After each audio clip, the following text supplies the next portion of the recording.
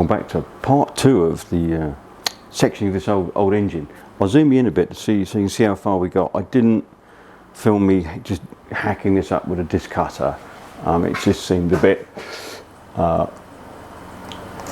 pointless really, but we've ended up with there.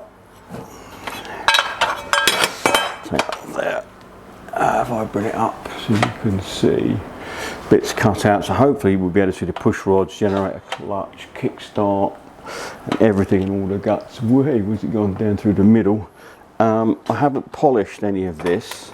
I've literally gone from when I shot blasted it all, so it's that dull sort of finish, and then on the back where I wire wheeled the gasket off, and it's literally with a wire wheel, pedestal grinder with a wire wheel, and it's come up like that. And I will probably just clear lacquer it so it doesn't dull off, which it will do over time. The next job, and we'll get set up on the fabrication bench, I need to cut this out. This is obviously the cylinder. I want to cut out this bit here. The push rods come up through these two little holes, so I want to cut this out so you can see the push rod, and it corresponds to where I've cut it out in the crankcase. And then I'm also going to cut out, I think, and again I'm making this all up as I go along, I have absolutely no idea what I'm doing. I'm going to cut down through the fins here and take that section of cylinder out so you can see the piston going up and down. And then what I'm hoping is with the cylinder head, when that's sat on there and it's hollow, because it'll be hollow here from the pistons going up, and you should be able to see the valves. And I may not be able to, or need to hack this about, I'm not sure yet until we get there.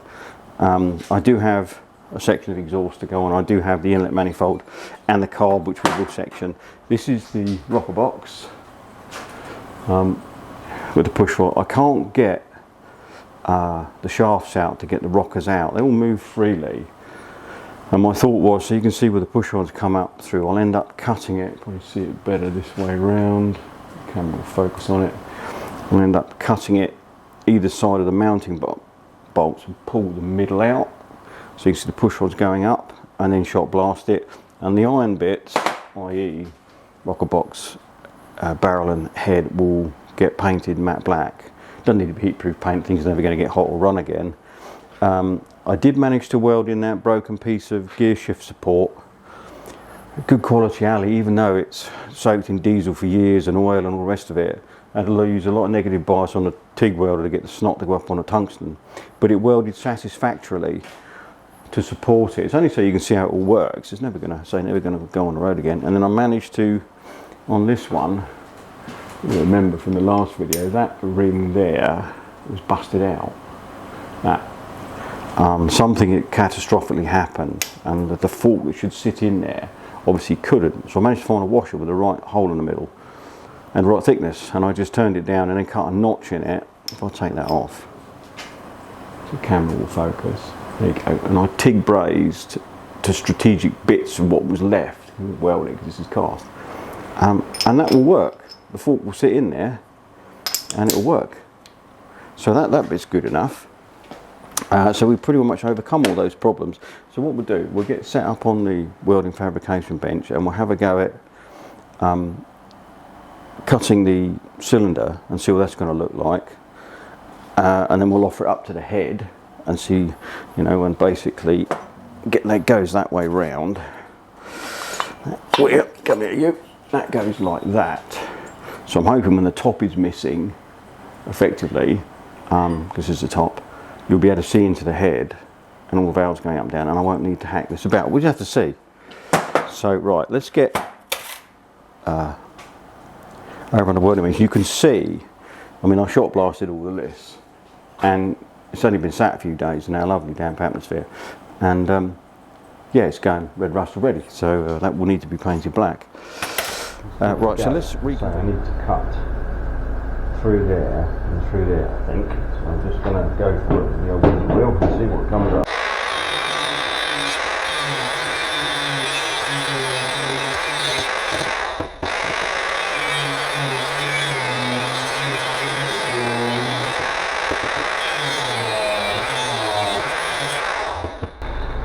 Right, now I can clean all that up with a sander a bit later on. See that You know, that's where the push rod goes up on that side. I'm not going to cut this one out, so I can clean all this up with the sander. So the next job is, can we nibble that through those bolt holes? So we'll give that a go.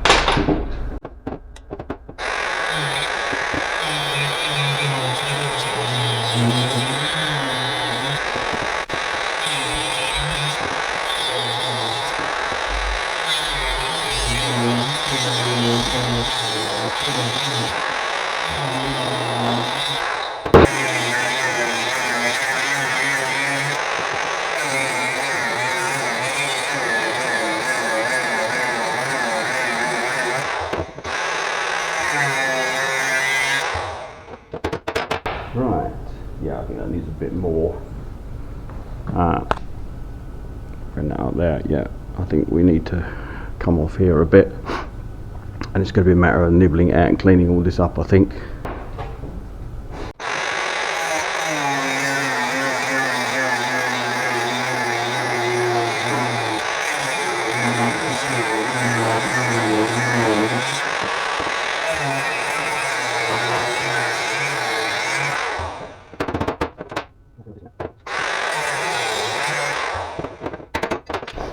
Yeah, we can clean that up a bit. Yeah, it's getting. You don't want it too wide, so the piston doesn't sit in there. But yeah, we can clean that up a bit and get a bit more out of there.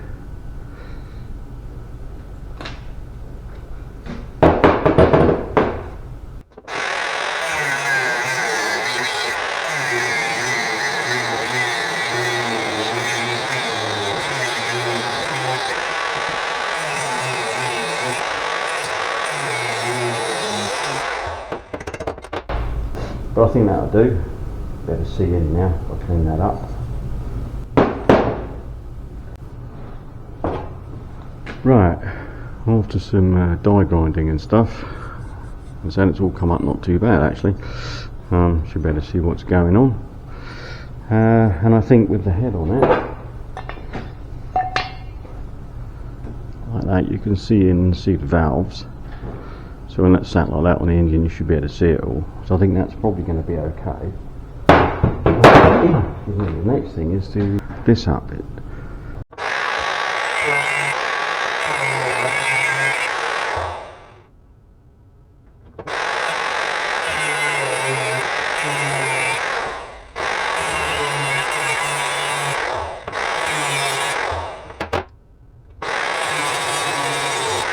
Brake. Yes, it will. Yeah, I've just caught the back of that rocker. Hopefully I can TIG braze that up. There we go.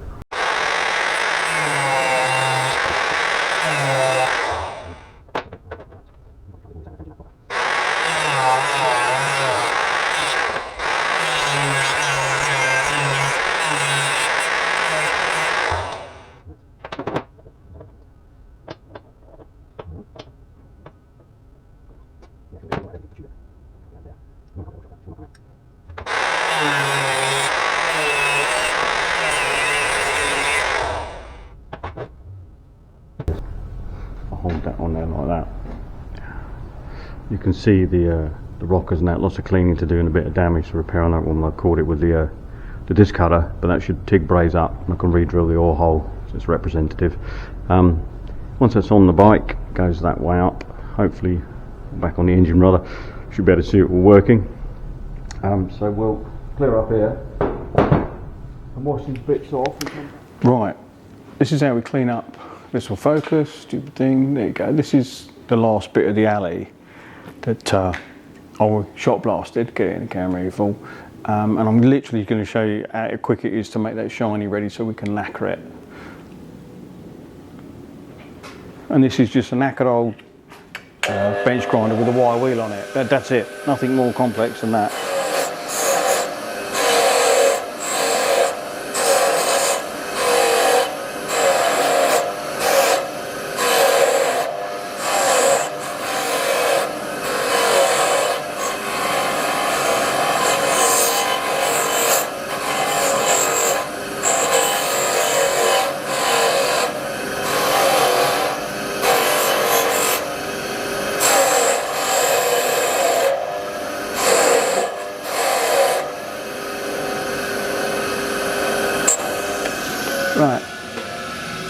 you go.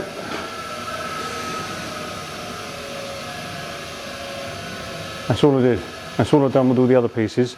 Now I'll squirt this off with some thinners, make sure I degreased it, and put it in what we call our hot box. We'll move over to what we call our hot box, and then we're going to lacquer all these bits with a bit of clear lacquer. So let's just get set up over there. I'm now going to start sectioning the carburettor, but I can't remove that peg there because that stops the throttle slide from turning when it's in the barrel. So I need to cut away round that and then down through the venturi to start with, and then I'm going to put the float bolt on and work out where to cut out so you can see the float valve, the floats and all the jets. I start off by drilling holes roughly where I want to go, and then open out sort of the holes and join them all up with the die grinder. Unfortunately the aluminium sticks to the die grinder bits, you have to stop and clear it out every now and again. But just keep going until it looks like what you're hoping for, really.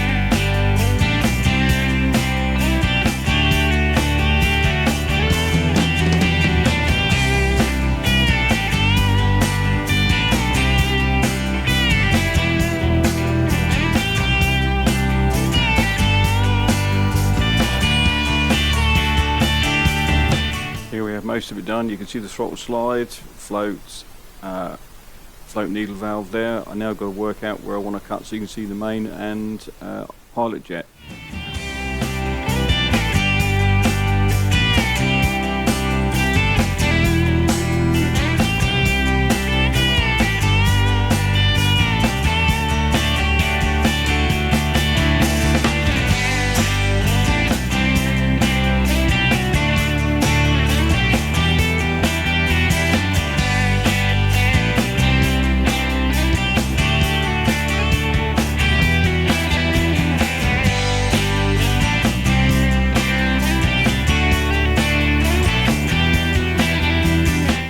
Nearly finished. It just needs a bit more out so you can see the pilot jet. You can see the main jet, so just a little bit more needs taken out.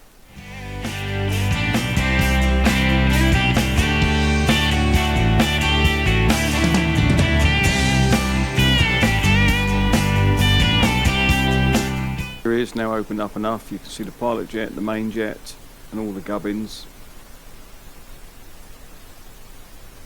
It sits on the bike at that kind of angle, and there's the inlet manifold, and I was toying with the idea of opening that out so you could see that it's hollow, but I didn't bother in the end.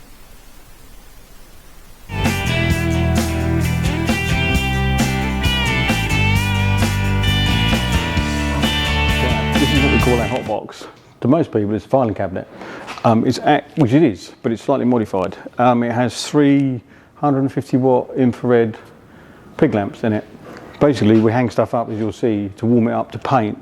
Trying to paint anything here in the UK, even in the summer when it's cold, wet and miserable, just like it is in the winter, cold, wet and miserable, is almost impossible. So all those aluminium pieces I've cleaned up, degreased, and they're in here warming up. We don't need to get them hot, you need to get them warm so there's no condensation on them, so they're dry, and then I'm just going to clear lacquer them. And I've managed to find, ferreting about, I have no idea why we have this, but we do, is a can of Halford's clear lacquer, and it's fairly heavy, so there's obviously a fair bit in it. So literally we're going to go in here,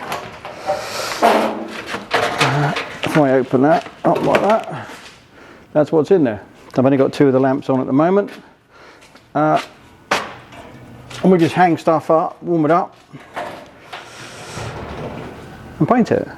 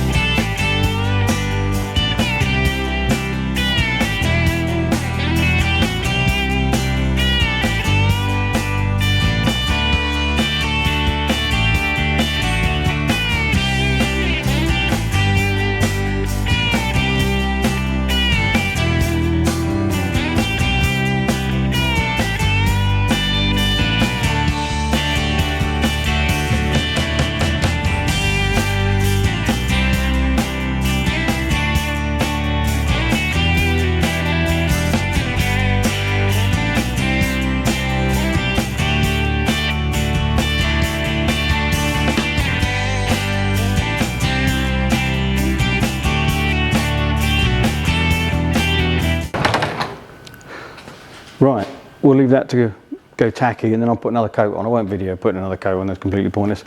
The next job is all the steel bits inside that I can. The gears will spray with a bit of WD, but the clutch innards, gear selector shaft, cylinder head, rocker box all need to be painted black, and the exhaust pipe. So there's still a lot more cleaning and painting to do, so that's the next job. Right, I did try to film putting all the guts and that in the crankcase, but it's just not enough space on a little one like this. But I'll zoom in a bit so you can see how your gear mechanism works, and then I'll show you in one of the slots in the back. Let's zoom in a little bit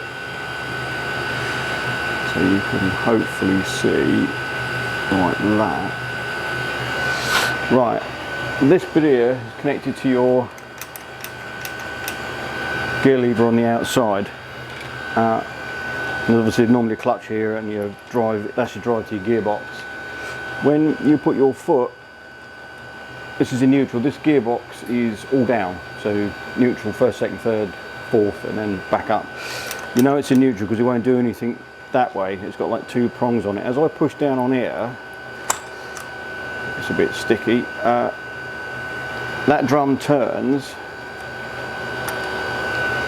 and then moves the selectors in and out. I'll turn it and do it again so you can see. And back again. And this is your detent, which stops it just merrily rotating around and finding any gear when you don't want. And normally this little bit of rusty tin, which you can barely see if I hold it, it would sit over that if I hold it like that. It's meant to be a complete circle, but it rusted away. I'll put it back on, and this is going to be left in a gear with all the gears turning anyway when it's driven by an electric motor. So if I turn this round, hopefully, I might have to zoom in a bit more so you can see what's going on. Let's have a go. Ooh, okay. Try that. Hopefully that will work. These here, this will move over to select first gear. And it's now in gear. Hopefully that picked up. It's very awkward to do. I know it's just picking it up. Get back into neutral. And so on, and you can keep going round the gears. There goes another one over. Obviously with the engine running this works better, but me trying to turn it as well. I don't know what gear we're in here. That must be top.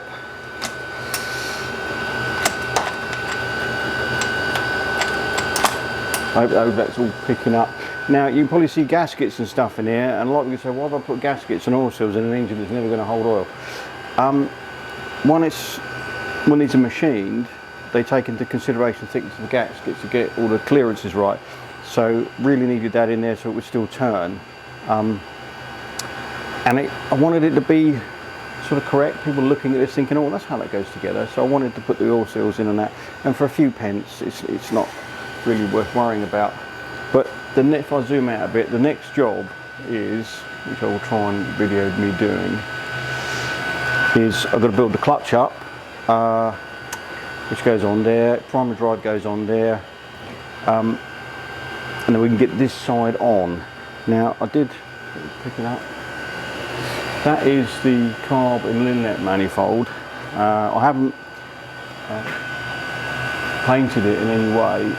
I've just literally just lacquered it, and it's not come up too bad. You can see all the bits inside, and that when it's on the engine actually sits about there when it's all put together. So that's come up all right. So we'll get reset a bit, and I'll show you how the clutch goes together. It's not very complicated. It's only a little tiny clutch on this one. So let me get things set up a bit better, and I'll show you how we do that.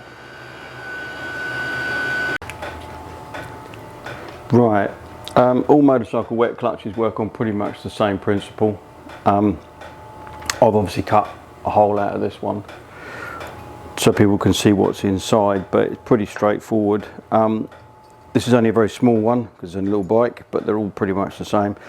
These are the springs that hold it all together, give you your pressure that you have to release these to get the clutch to disengage. And these bits here, you'll see in a minute, I'll turn it over and I'll put the snap ring in, have anti-shock springs in, so you need to line this up. These pieces sit in those slots there. It all only just goes together, and you need to line these up so that they'll come through those holes in the middle. Hopefully I can do this without sending it across the workshop. Boing. This has only got 4 plates in this clutch. So you have a friction plate, and the friction material on these is here gone. There's not a lot to start with, but these are a lot less. They're worn out really.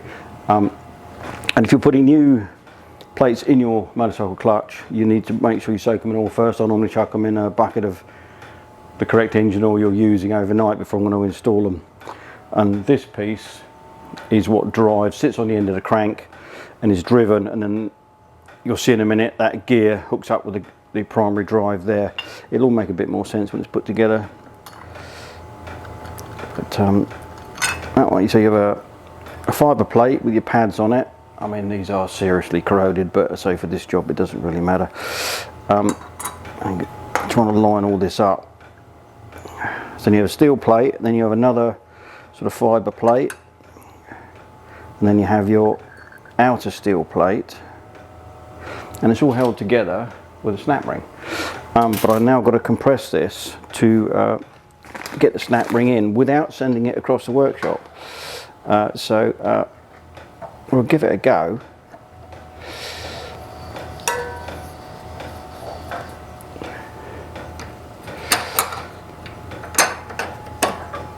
A little bit more. I just need to get below the groove. Stay there for my snap ring. And it sits in there like that. And we undo it like that. And that is a clutch pack, but I say there is springs that go between the little pips on there and in those sockets. I bought some new ones. That can come out, you can take that out now. Whoops, in the frame before. And I'll zoom out and you can see how it all goes together. But I'm going to just wrestle with this and see if I can get these springs. And I've got some old ones, and I did buy 2 new ones, so we have a full complement. They are a little bit of a fiddle to get in where we need them, and the reason I probably needed to buy a couple is I probably sent them across the workshop leave it on fat in here and so see what I'm doing. Come on. Then literally take up the shock. You get it free, drop the clutch and not get a lot of space, and let it go. It takes an inch shock out. And that's where I'll put it up here. Where's it gone? There's the one on that one there. Barely see it because of the light, but that's where they go. So I'll do the rest of them.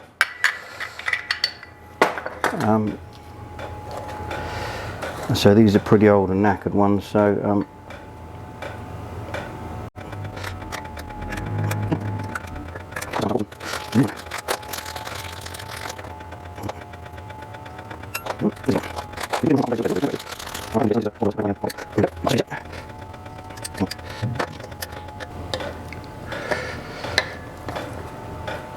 get in there. Gotcha. That was a bit of relief. I never expected that to go quite so well. I thought we'd lose at least one of those across the workshop. Right, let me zoom out a bit so you can see where it all goes. Something like that. Right, basically, I'll put a bit of oil on that. Again, this is only going to be turning over very slowly on an electric motor, so it just needs a little bit of lube to stop things really rusting up. That goes on there like that and drives a gearbox like that. And then this sits on the spline. There we go. Now, this is a special nut that goes on here. It's a little calculated thing. I bet it's not going to focus on it now. Of course it's not. Come here, you.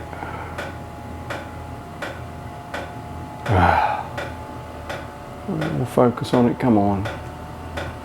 There we go. And there is a tool for it I made years and years ago, and a lot of them are held on with these type of nuts. Now there should be a tab washer that goes under here. I don't have that tab washer, it's long since gone, and again this is only going to be going round very, very slowly on an electric motor, so I'm going to put a spot of Loctite on it just so it doesn't shake loose, that's all. And this isn't concrete Loctite, this is, you can undo this.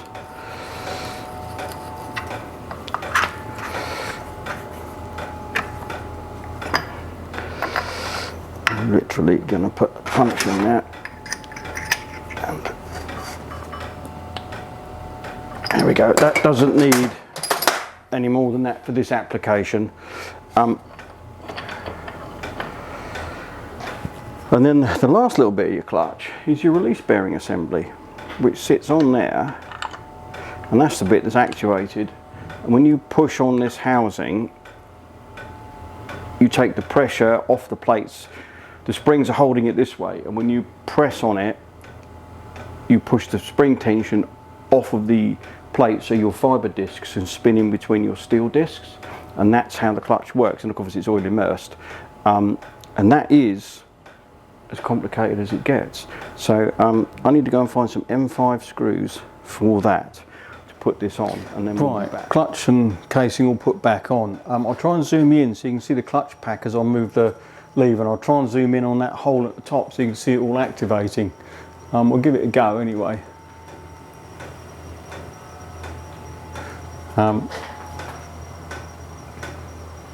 If I stand here, hopefully you can see when I pull this lock will go in, and that's your clutch disengaging. I'll try and turn this round and get in a bit closer. Need to get, I'll have to move the camera a minute so you can get in and show you in through the hole at the top. Well, hopefully the camera will pick it up in there. You should be able to see the clutch moving like that, and that's in the disengage position because you take the spring pressure off those plates. Hope that's picked that up all right.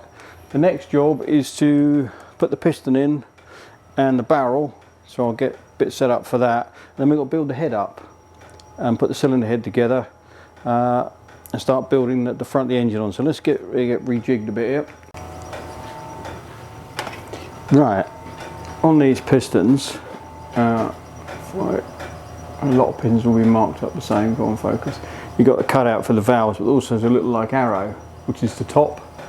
So you want to make sure you put it in the right way around. I think the inlet valve is bigger, hence that's at the top. Little bit of oil on it. Hopefully we can give it a wiggle and get it in here. Alright, that's gone home. Now, I'm going to stick a bit of rag in here, so hopefully I don't send the circlip across the workshop, but even worse, down into the crankcase. So I'll make sure it's in the groove. Now normally, if I turn this sideways, when you put your barrel on, you set the rings so the gaps are a third apart.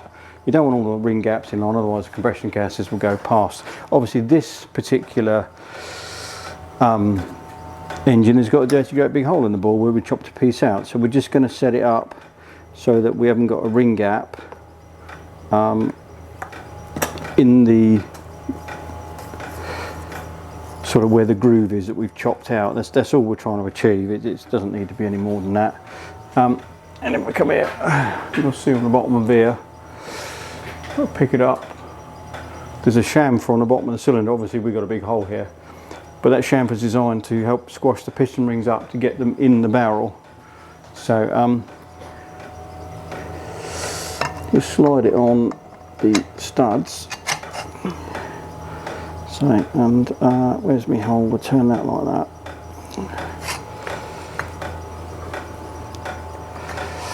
And it's just a matter of compressing the rings up using that taper to help you. You might want a screwdriver. See, this one's a bit more awkward because we've got half of it missing. There it goes. There we go. There we go. One piston, and we got no ring gaps poking out the hole at the top there. So the next job is to go and get all the bits and assemble the cylinder head. So we can put the head on and go from there. So I'm going to get this is where I need a camera operative trying to put this together and video it and get the camera at the same time. I need someone who can move around with me. Well, I painted the valves, the push rods and the rockers that go with this orange, so hopefully they'll stand out. That's the plan. And valve spring compressor modified with bits of cut tube because it's so tiny, this engine, trying to get anything to fit in there. But we'll grab the head gasket, which is just a thin copper ring, or aluminium ring in this case. Just sits on there, it actually goes up in here like that. And we'll slide that on, he says, without dropping it.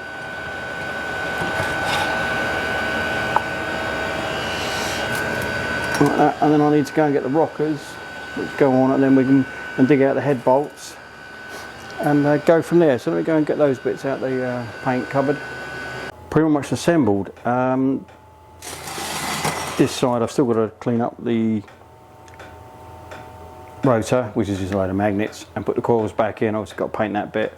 I painted all the rockers and the push rods. I'll do an actual video of it going over electric motor when I've got it, but there's orange push rod down here, you can see it all turning. I don't know if you'll see much on the video, but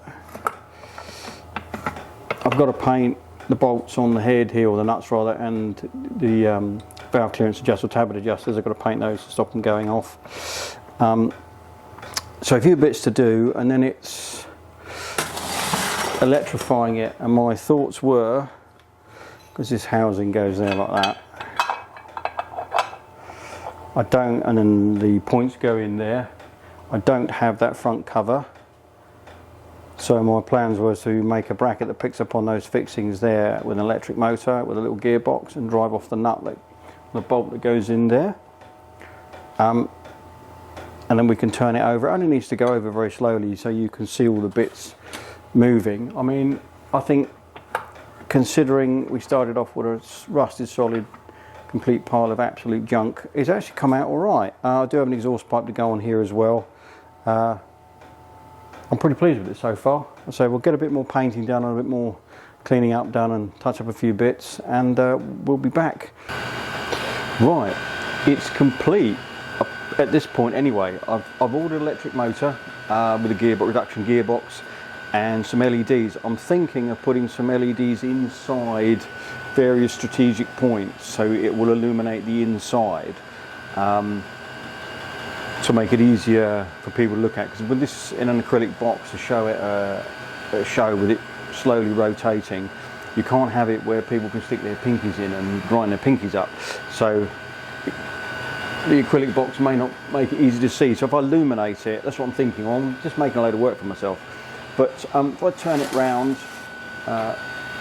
all the valve gear and there's a push rod under here, it's difficult to see. Once I've got it all working on an electric motor, I'll get the camera off the stand and I'll have it turned, you can see it all. But yeah, I'm pretty pleased with it, to be fair. That the carburetor's all sectioned. It's even got a set of points in it.